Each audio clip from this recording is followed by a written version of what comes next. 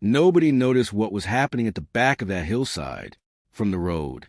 If you could call it a road, just a muddy rut cutting through the oak and hickory. The entrance looked like nothing more than a shadow in the rock face, a low limestone overhang, maybe 8 feet deep, half hidden behind a curtain of dry fern and fallen leaves. Easy to walk past, easy to ignore. And for years, everyone did. But in the autumn of 1878, something was changing inside that shallow cave. Slowly, quietly, without announcement or explanation, a woman was filling it, bale by bale, log by log, layer by layer. Her name was Martha Calloway. She was 41 years old, a widow with 2 children, and a failing log cabin at the edge of the Cumberland Plateau in eastern Tennessee. She wasn't building a monument. She wasn't making a statement. She was solving a problem that the coming winter was about to make very, very serious.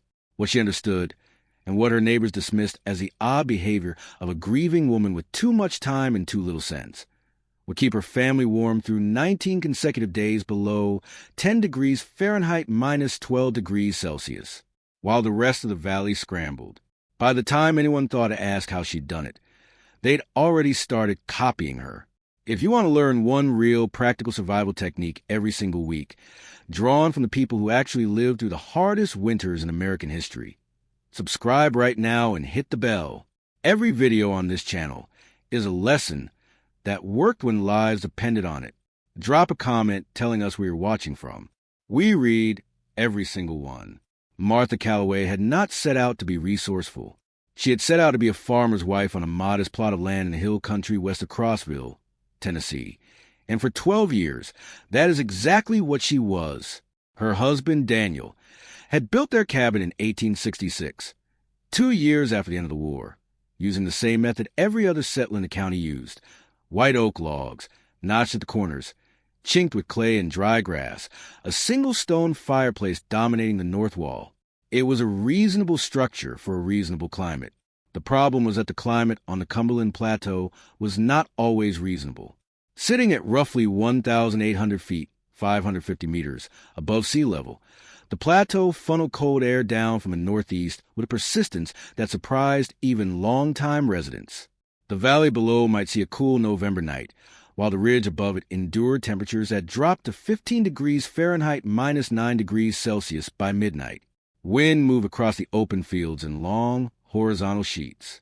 And because the cabin's floor sat directly on a rubble stone foundation with gaps between the sill logs and the ground, that wind didn't stop at the walls.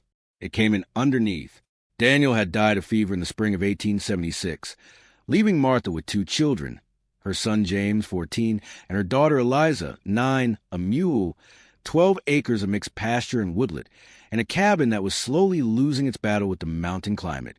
By 1878, the clay chinking between the logs had cracked in a dozen places.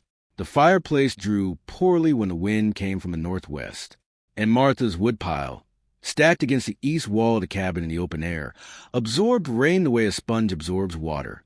She could spend an entire November morning coaxing a fire from wood that had sat through 3 days of drizzle, where that hissed and spat and gave more smoke than heat, filling the cabin with a gray, ice-stinging haze while the temperature inside barely climbed above 45 degrees Fahrenheit, 7 degrees Celsius. She had asked for help. The county had no program for widows. The church gave what it could in flour and salt pork. Her nearest neighbor, a cattle farmer named Ira Benson, was polite but busy and had 7 children of his own to feed. So Martha began to think differently, not dramatically, not with the sudden inspiration of a storybook inventor. She thought the way people think when they run out of options, methodically, practically, one problem at a time. The first problem was the wood. The second was the cold floor. The third was the wind. And behind her cabin, 40 feet up a gentle slope through the scrub cedar, was a shallow limestone overhang that had been there since before her husband broke ground, dark, dry, and mostly ignored.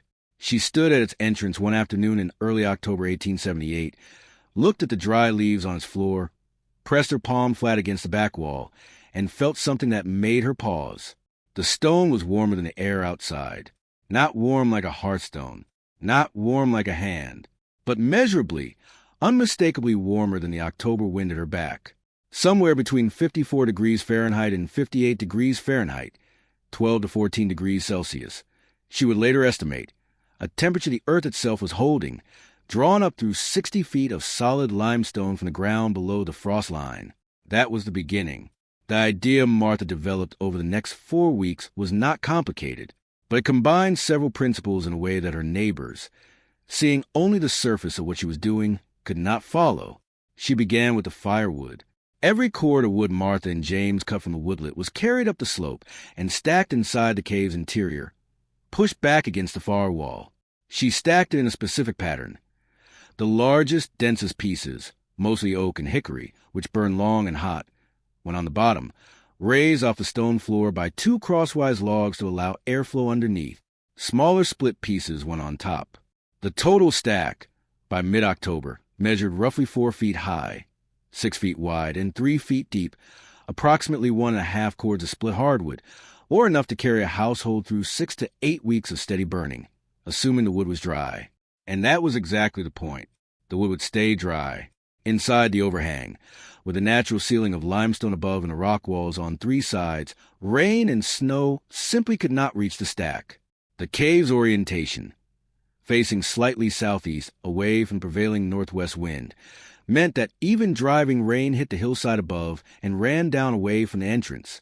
What humidity did creep into the air was absorbed by the limestone walls, which, oral accounts suggest, she lined with a single layer of loose flat stone stacked vertically, creating a rough interfacing that drew moisture away from the wood. Between the firewood stack and the entrance, Martha built something that made even less sense to anyone watching. She filled the remaining floor space with loose straw, packed into rough burlap sacks and stacked 3 to 4 layers high. The sacks reached nearly to the cave ceiling. From outside, the overhang now looked like an untidy haystack pushed under a rock ledge. This was the part that made people shake their heads. But Martha was not storing straw for livestock. She was building insulation. Straw is one of the most effective natural insulators known to traditional builders. Its hollow stems trap still air, and still air does not conduct heat. A 12-inch, 30 centimeters, wall of packed straw has a thermal resistance roughly equivalent to 4 inches, 10 centimeters, of modern fiberglass bat insulation. Not identical, not laboratory precise, but in the same general range. Martha's sacks, stacked 4 layers deep across the cave's entrance, created a barrier approximately 18 to 24 inches, 45 to 60 centimeters, thick between the cold outside air and the dry firewood behind them. Over the straw, she hung 2 heavy cowhides, one overlapping the other, to block wind and shed rain. A low stone wall, dry stack from loose limestone she gathered on the slope, anchored the base of the hides to the ground and prevented cold air from curling in underneath. The result was a microenvironment. Inside the cave, behind the straw wall and under 3 feet of solid limestone, the temperature held steady, not warm, but consistently above freezing, between 44 degrees Fahrenheit and 52 degrees Fahrenheit, 7 to 11 degrees Celsius, through most of November, according to the reverend's later notes. Cold enough to preserve food, warm enough that the stored would never absorb moisture, warm enough that a fire built from that wood, when carried down to the cabin, caught in minutes rather than half an hour of frustrated coaxing. She also changed how she transported the wood. Instead of carrying armloads down the slope in the open air, where cold rain could begin re-wetting the surface of each log immediately, she and James built a simple covered drag. 2 hickory poles with crosslats of split cedar, topped with a piece of old wagon canvas. The canvas covered the load on every trip. Small detail, large result. The cave was not a house. It was not a survival shelter in the traditional sense. It was a thermal buffer, a dry, stable temperature storage system built into the earth itself, using the ground's own heat to hold conditions that the open air could not. Martha Calloway had, without formal training or written plans, understood something that modern building science would later quantify. The ground below the frost line maintains a near-constant temperature year-round, typically between 45 degrees Fahrenheit and 55 degrees Fahrenheit, 7 to 13 degrees Celsius. In Tennessee's hill country, a structure in contact with that ground, or embedded in rock that conducts that ground temperature, stays measurably warmer in winter than any surface structure exposed to the wind, no matter how much would you burn inside it. She wasn't fighting the cold. She was hiding from it and keeping her fuel source hidden with her. The comments began in early October, when Ira Benson's eldest son rode past the Calloway property on his way to the mill and saw Martha and James hauling split oak up the slope toward the cave. He stopped his horse, watched for a moment, then rode on and said nothing until he reached the mill, where he mentioned it to 3 other men waiting for their grain to be ground. By the following Sunday, half the congregation at Crossville Methodist knew that the Calloway widow was doing something strange with her woodpile. Most people's reaction was not alarm or anger. It was something quieter and harder to argue against, mild, amused dismissal. The kind of dismissal that doesn't even bother to raise its voice because it doesn't see any real reason to. "She's just stacking hay in a rock," said Horace Dunbar, who supplied most of the valley's split firewood and prided himself on knowing more about winter fuel than anyone in the county. He said it with a short laugh, not even turning fully from the conversation he was already having. Come January, she'll be back buying from me same as always. A neighbor woman, whose name local oral accounts do not preserve, told Martha directly and not unkindly that straw attracted rats, that the hides would rot before Christmas, that the cave would fill with damp, that she was spending energy she didn't have on something that wouldn't pay. Martha thanked her for the concern and kept working. No one organized against her. No one argued formally. No one felt it was worth a sustained objection. The Calloway widow was an eccentric. Grief did that to some people, and the community's response was a particular cruelty of being found unworthy of serious opposition. They didn't think she was dangerous. They just thought she was wrong and a little sad, and that the winter would correct her. James, who was 14 and acutely aware of what other boys his age said about his family, kept his head down and carried wood. Eliza, 9 years old and practical as her mother, helped stuff burlap sacks with straw from the barn floor and dragged them up the slope. The cave entrance took shape through October into early November. The straw wall went up. The hides went over it. The stone lip rose to knee height. And slowly, almost without anyone noticing, the woodpile inside grew until it was larger than anything the Calloways had ever managed to keep dry in a single season. Horace Dunbar passed property one afternoon in November and glanced up at the hillside. The cave entrance was sealed. Nothing visible but the dark overhang and the bottom edge of one cowhide stirring slightly in the wind. He shook his head and clicked his horse forward. The cold arrived in earnest on the 3rd day of January, 1879. It came from the north, the way the worst cold always came on the Cumberland Plateau, not gradually, not with warning storms that gave families time to prepare, but as a steady, relentless drop in temperature that began around midday and simply did not stop. By nightfall on January 3rd, the thermometer at the Crossville General Store read 12 degrees Fahrenheit minus 11 degrees Celsius. By the morning of the 4th, it had fallen to 6 degrees Fahrenheit minus 14 degrees Celsius. Snow came that evening. Not heavy, but driven horizontal by a wind that cut through every gap in every structure in the valley. It stayed 19 days. That is what oral accounts consistently report and what the reverend's notebook later confirmed. 19 consecutive days during which the temperature did not rise above 18 degrees Fahrenheit minus 8 degrees Celsius at any point, and dropped on 6 of those nights below 0 degree F minus 18 degrees Celsius. The creek that ran behind the Benson property froze solid enough to drive a loaded wagon across. The wood piles that families had stacked against their cabin walls, open to the air, exposed to the snow and the cycle of melt and refreeze, became a problem almost immediately. Snow packed into the gaps between logs. Melt water seeped in during the brief warmer hours of afternoon and refroze at night, swelling the wood's grain and locking moisture deep inside the fibers. Wood that had been reasonably dry in November was now borderline usable. It would burn, eventually, but it gave up its heat reluctantly, smoking more than it flamed, depositing creosote in chimneys already working harder than they were built for. Families started burning more wood to compensate. More wood meant more trips outside in conditions that were genuinely dangerous for the elderly and very young. More trips outside meant wet clothes and the slow, grinding exhaustion of a cold that would not break. By the end of the first week, Ira Benson had burned through nearly half his stored wood. He sent his eldest son to Horace Dunbar for an emergency cord. Dunbar's own stock was not significantly drier than anyone else's. He stored the same way everyone did, but he sold what he had. The price, local accounts suggest, was higher than October rates. Martha Calloway did not buy wood in January of 1879. On the morning of January 5th, she and James walked up the slope behind the cabin, pulled back the edge of the cowhide, reached into the straw-lined dark, and pulled out 4 splits of dry white oak. They carried them down under the canvas drag. The fire in the cabin caught in under 10 minutes.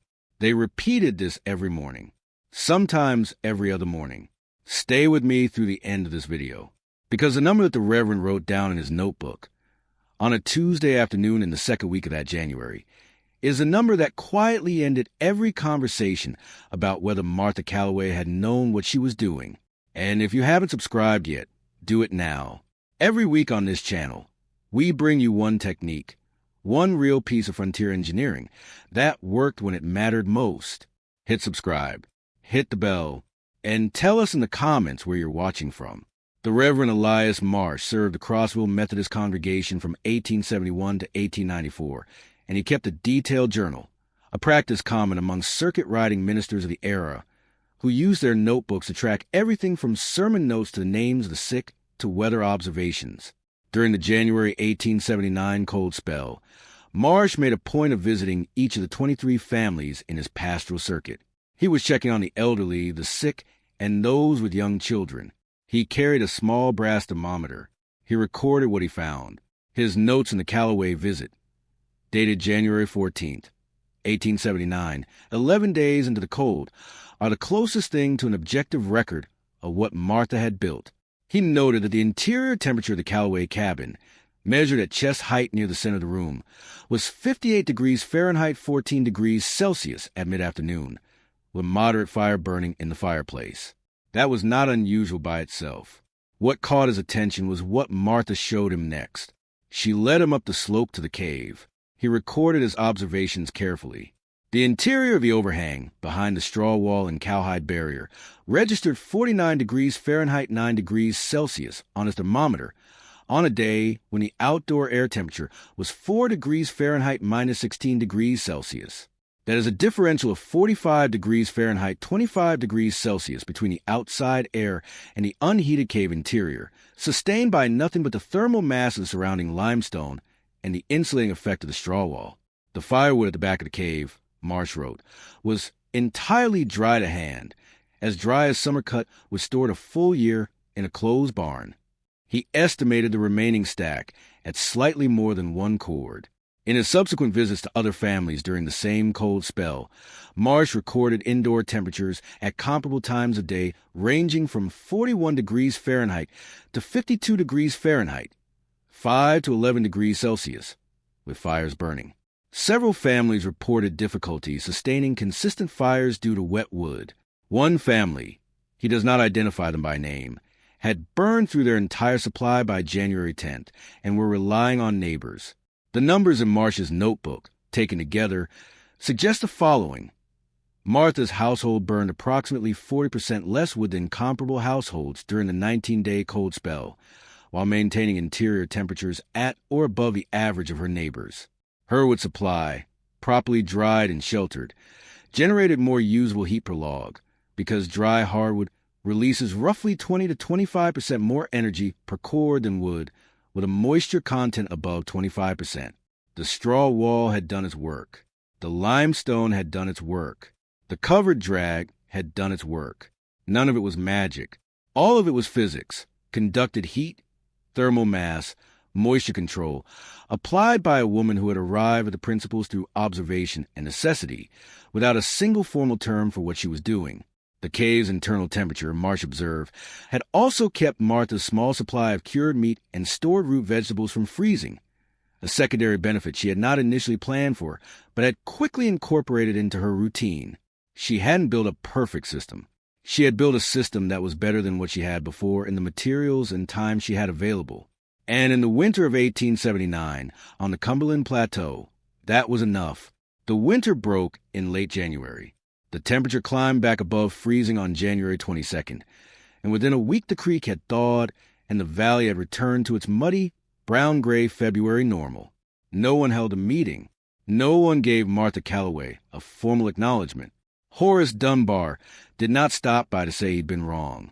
The neighbor woman who had warned about rats and rot did not revisit the subject. But people had noticed. They had noticed during those 19 days, when it was impossible not to notice, when they were struggling with wet wood, and Martha's chimney was putting out the steady, consistent smoke of a good dry wood fire morning after morning, without the sputtering gray haze that told you someone was burning wood that wasn't ready. The following autumn, October 1879, Ira Benson built a lean-to against a south-facing rock outcrop at the back of his north pasture. He roofed it with cedar shakes and 3 layers of old canvas. He stacked his firewood inside it. He did not mention Martha's cave. He did not need to. By the autumn of 1880, 2 more families in the immediate area had built cover with storage structures against natural rock faces or earthen banks. One family dug a shallow trench into the hillside behind their barn and roofed it with poles and sod, a rough version of the same principle, adapted to their available materials. By 1881, oral accounts gathered by the local historical society in Crossville in the early 20th century indicate that at least 9 families within a 4-mile radius of the Calloway property had adopted some form of earth-sheltered or rock-sheltered firewood storage. The approaches varied. Some used stone, some used timber, some used whatever bank or outcrop their land offered, but the underlying logic was the same. Get the wood off the surface, away from snow and wind in the freeze-thaw cycle, and let the earth's own temperature do the work of keeping it dry. No one called it the Calloway method. No one wrote it down as a technique. It simply became something that sensible families in that part of the plateau did, absorbed into the quiet, practical knowledge of the community, the way all genuinely useful ideas eventually are, not celebrated, not attributed, just used. Martha herself moved to Crossville proper in 1883, when James was old enough to manage the farm, and Eliza married a schoolteacher from Sparta. The property changed hands twice over the following decades. But local memory of that winter, the 19 days, the neighbor who had enough dry wood when no one else did, persisted in the oral tradition of the valley well into the 20th century. The cave is still there. A shallow limestone overhang on a slope above a creek bottom, 8 feet deep, facing slightly southeast. The stone lip at its base has tumbled. The cowhides are long gone. But the temperature differential that Martha Calloway felt against her palm on that October afternoon in 1878, that 50-degree warmth rising through 60 feet of solid rock, is still there too. Physics does not expire. There is a particular kind of knowledge that doesn't get written down. It doesn't appear in engineering manuals or agricultural bulletins or the reports that county surveyors sent back to Nashville.